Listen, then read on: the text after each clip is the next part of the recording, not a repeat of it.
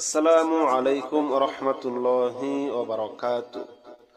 সম্মানিত আমার দ্বীনী ভাই ও বোনেরা, আজ আমি আপনাদেরকে দুনিয়া ও আখিরাতের সর্বশ্রেষ্ঠ সবথেকে শক্তিশালী 33 আয়াত আজ আমি আপনাদেরকে শিক্ষা দিব ইনশাআল্লাহ। খুবই গুরুত্বপূর্ণ আমাদের মুসলমানদের জন্য এই 33 আয়াত। জীবনে একবার হলেও শুনুন, জীবনে একবার হলেও পড়ুন, ইনশাআল্লাহ আপনার কপাল খুলে যাবে, আমি কথা দিলাম।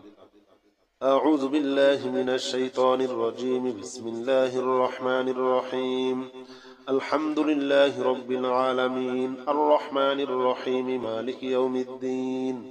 إياك نعبد وإياك نستعين.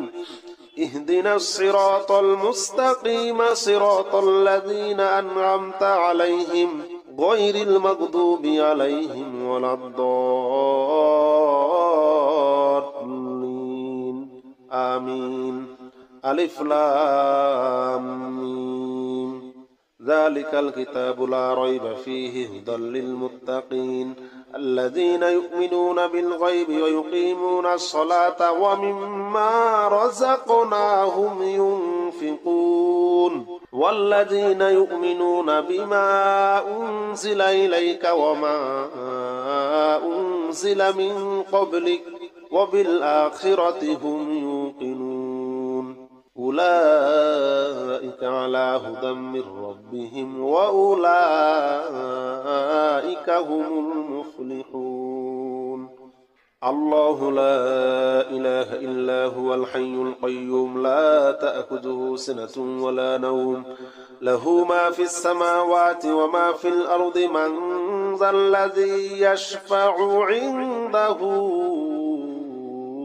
إلا بإذنه يعلم ما بين أيديهم وما خلفهم ولا يحيطون بشيء من علمه إلا بما شاء وسع كرسيه السماوات والأرض ولا يؤوده حفظهما وهو العلي العظيم.